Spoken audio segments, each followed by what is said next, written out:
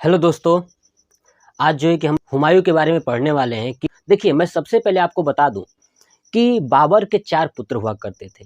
हुमायूं, हिंदाल, अस्करी और कामरान। तो बाबर के जो 4 पुत्र हुआ करते थे, तो बाबर ने अपनी पूरी प्रॉपर्टी को हुमायूं को सौंप दिया। तो हुमायूं जब उस प्रॉपर्टी का मालिक बना, यानी प्रॉपर्टी संभालने लगा, दिल्ली की गद्दी पे बैठा, तो हुमायूं जो है कि बहुत ही ज़्यादा दिलदार व्यक्ति था। वो अपने भाइयों को पूरे हिस्से का बंटवारा कर दिया। अपने भाइयों को क्या किया? हिस्से का बंटवारा कर दिया। उसी में से जो है कि सभी भाइयों को बाँट देता है। अपने खुद जो है यानी हुमायूं खुद दिल्ली की गद्दी संभालता है और बाकी लोगों को छोटा-छोटा क्षेत्र विभाजित कर देता है। जैसे कि कामरान को दे दिया था काबुल और कंधार वाले एरिया दे दिया था, हिंदाल को अलवर वाला क्षेत्र दे दिया था और जो अस्करी हुआ करता था उसको संभल का क्षेत्र दे दिया था। आपको बोर्ड पे दिख रहा होगा, साइड में लिखे हैं, ठीक है?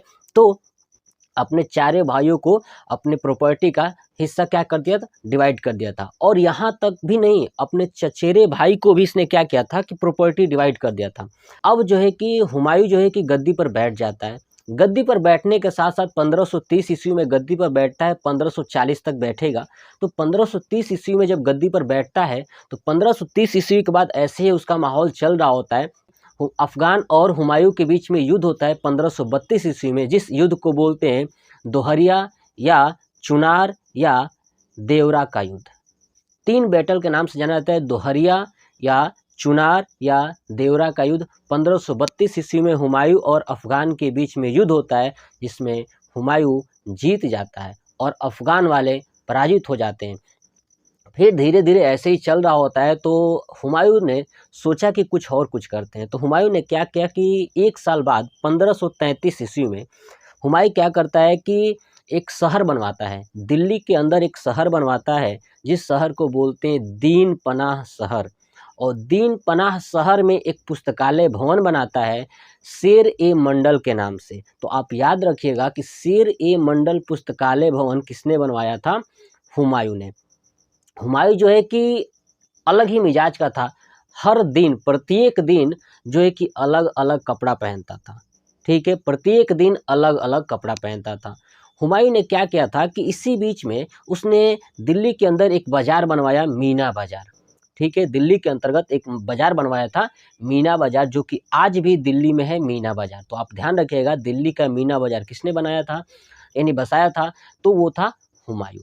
हुमायूं ने जब ऐसा काम कर रहा था, तो 1533 में बनवाता है दीन पनाह शहर, जो दिल्ली में है। और उस दीन पनाह शहर में एक पुस्तकालय भवन बनवाता है, जिस पुस्तकालय भवन का नाम होता है शेर-ए-मंडल, ठीक है? इसी पुस्तकालय भवन की सीढ़ियों से गिरकर इसकी मृत्यु हो जाएगी। तो हम अभी बाद में देखेंगे। चलिए, होता क्या है कि धीरे-धीरे फिर से हुमायूं अपना काम कर रहा होता है। इसी बीच में उसके दुश्मन जो है कि 2 लोग हो जाते हैं। एक होता है बहादुर शाह और दूसरा होता है शेर शाह सूरी।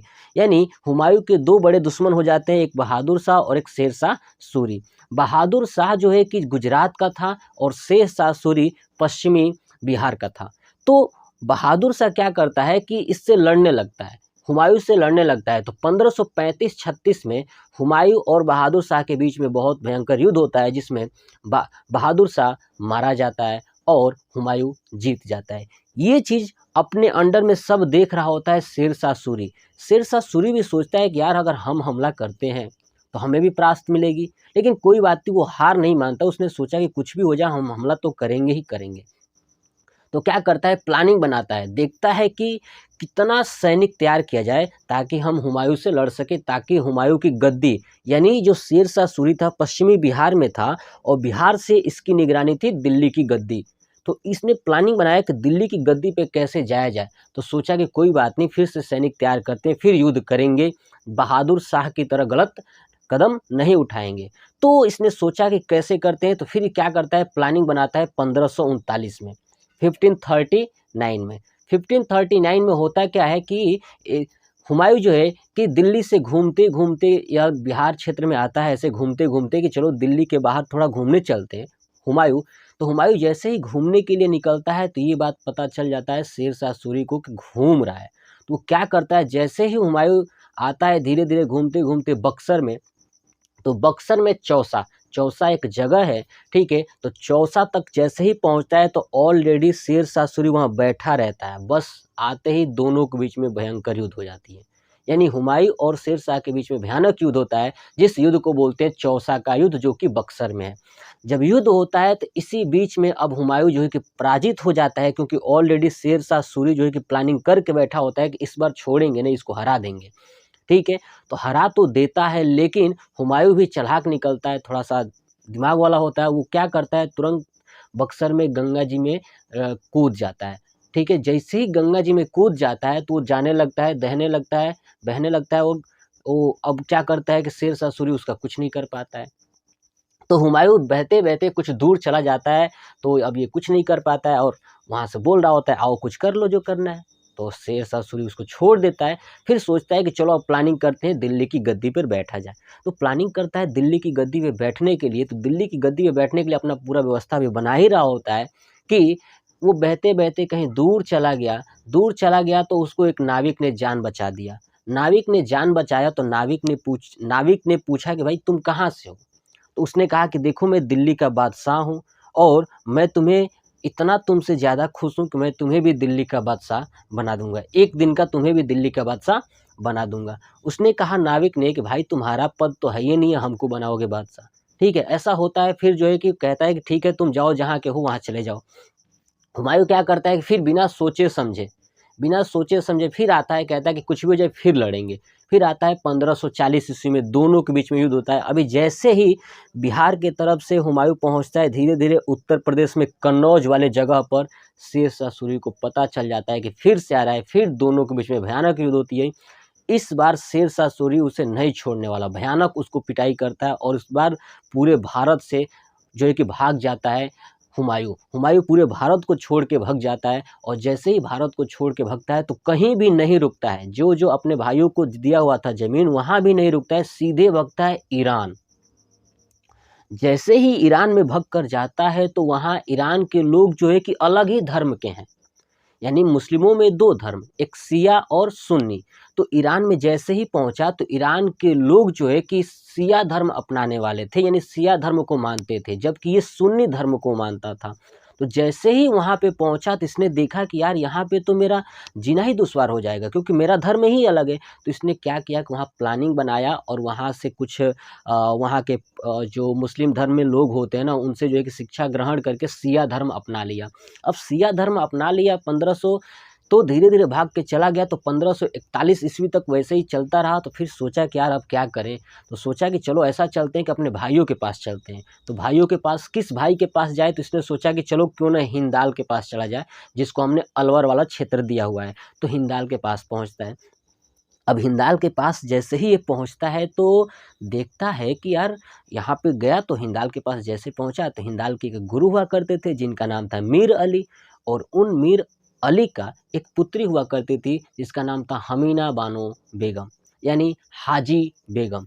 उस पुत्री को देख के इसका मन जो है कि मतलब अंदर से हो गया कि यार कुछ भी हो जाए, अब तो विवाह ही कर लो, कोई भी राजपाट मिले या ना मिले, लेकिन क्या कर लो, विवाह कर लो, अब बस बहुत हो गया, चलो शादी हुआ करके मनोरंजन करते हैं, ठीक है। अब हुमायूं सोच लिया।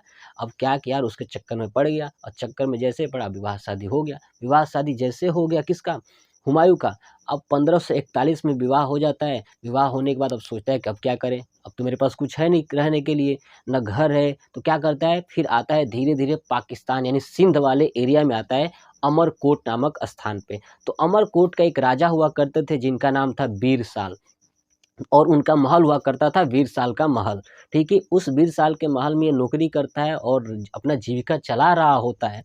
तो जीविका चला रहा होता है तो फिर क्या होता है कि उसी में 15 अक्टूबर 1542 ईस्वी को अकबर का जन्म होता है बीरसाल के महल में, यानी अमरकोट में, ठीक है। अब 15 अक्टूबर 1542 को अब अकबर का जन्म हो गया, तो इसके पास बोझ बहुत ही ज़्यादा बढ़ गया। यार अब करे क्या, ठीक है। एक पुत्र हो गया, पत्नी हो गई, अब हमारे पास पैसा नहीं, अब क्या करें। तो फिर क्या करता है कि सभी अपने भाइयों को, तीनों भाइयों को ये क्या करता है कि लेटर भिजवाता है कि भाई कुछ भी हो जाए हमारी मदद करो, हमें कैसे भी दिल्ली की गद्दी दिला दो, ठीक है। तो सभी भाइयों ने कहा ठीक है। सभी भाइयों ने क्या किया, अपने थोड़े थोड़े सैनिकों को इकट्ठा किए और सभी सैनिकों को एक साथ मिला दिए। और मिलाने के बाद होता क्या है कि धीरे-धीरे ऐसे ही अभी सैनिक इकट्ठा कर रहा होता है, क्योंकि शेर शाह सूरी के पास सैनिक बहुत ज़्यादा हो जाता है। क्यों? क्योंकि ऑलरेडी वो दिल्ली की जब गद्दी पे बैठता है तो दिल्ली की पूरी सैनिक उसकी हो जाएगी। तो सैनिक बहुत ज़्यादा रहता है, तो ये हुमायूँ जो है कि बहुत समय लगाता है और करते-करते सैनिक इकट्ठा करता है।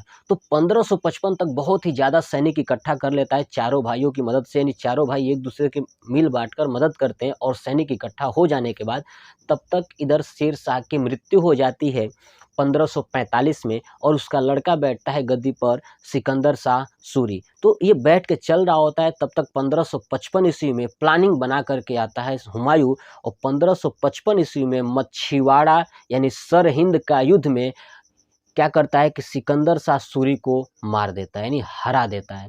हुमायूँ क्या करता है कि अपने भाइयों की मदद से 1555 ईस्वी में मछीवाड़ा का युद्ध या सरहिंदी के युद्ध में क्या करता है कि शेर शाह सूरी का जो पुत्र हुआ करता था सिकंदर शाह सूरी, उसको परास्त कर देता है, हरा देता है और खुद गद्दी पे फिर से बैठ जाता है।